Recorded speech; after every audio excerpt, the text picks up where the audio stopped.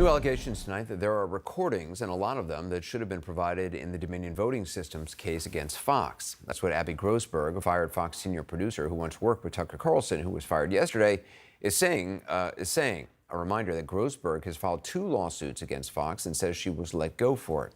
She accuses Fox of promoting a hostile work environment with claims of rampant sexism and misogyny among Carlson's show team.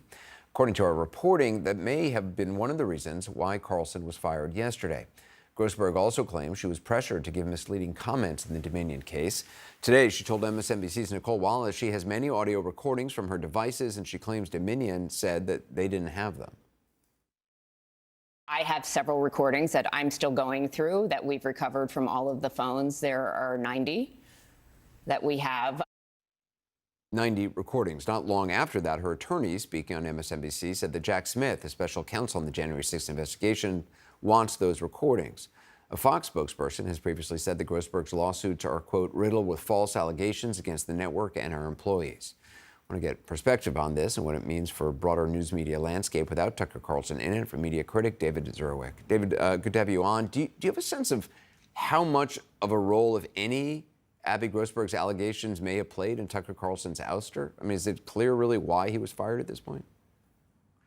It isn't. It isn't clear why he was fired. And I think really this story has such large cultural reverberations for it that we should be careful and that we shouldn't say this is why it happened. There's been so much of that, Anderson, in the last couple of days. And purposely, in the piece I wrote for CNN, I pulled back from that. But if you look at history, there is some indication here that this culture is still in place.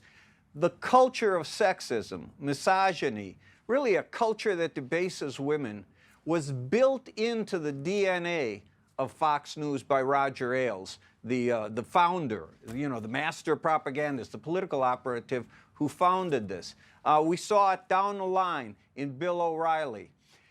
Fox talked about as if they excised this cancer when they got rid of Ailes and O'Reilly, Bill O'Reilly, the host. And that was really dramatic. But even cutting off the head with Ailes and then O'Reilly, you don't change a culture overnight. I wrote at the time that this is like a cancer at the heart of Fox News internally.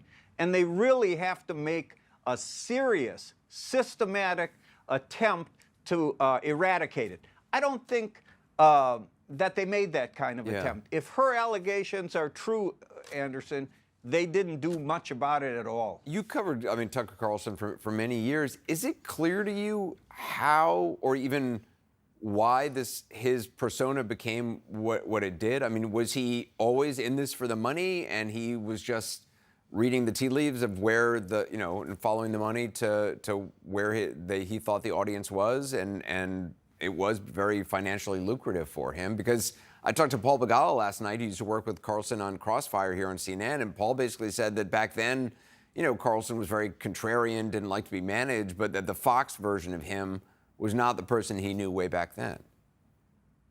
Well, I think it's always hard to figure out whether someone is manipulating the system or being seduced and manipulated by it. I think that wasn't always the way Carlson was. I would agree with Begala about that. But I think it was the man meeting the moment. When he got that show at Fox, we had the ascent of Donald Trump. And I think he saw what Trump did, how Trump used transgressive behavior and outrage to gather attention to himself, to control the media. I mean, I wrestled in a million columns with how do we cover this guy? We can't keep covering him when he says things we know that aren't true. All we can do is say it's not true. But we never figured out exactly how to cover him.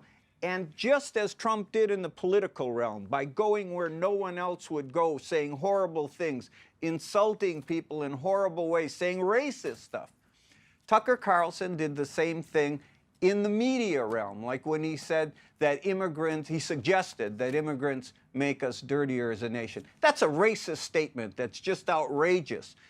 I can't think of any mainstream journalist who would even want to think that, let alone say it. But he said it. He gets enormous coverage. His ratings, he feeds the base of his far right, further and further out there audience, and it looks like he quote owns the libs, and so they're delighted. The level of hypocrisy, though, of him, saying he, thinks he hates Donald Trump, he can't wait till he doesn't have to cover him. They're almost there. They don't have to have him on. They don't have to talk about him every night.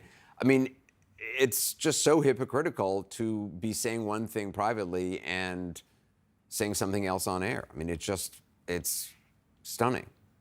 Anderson, you and me, and people who try to be intellectually consistent and honest, the hypocrisy makes you gag.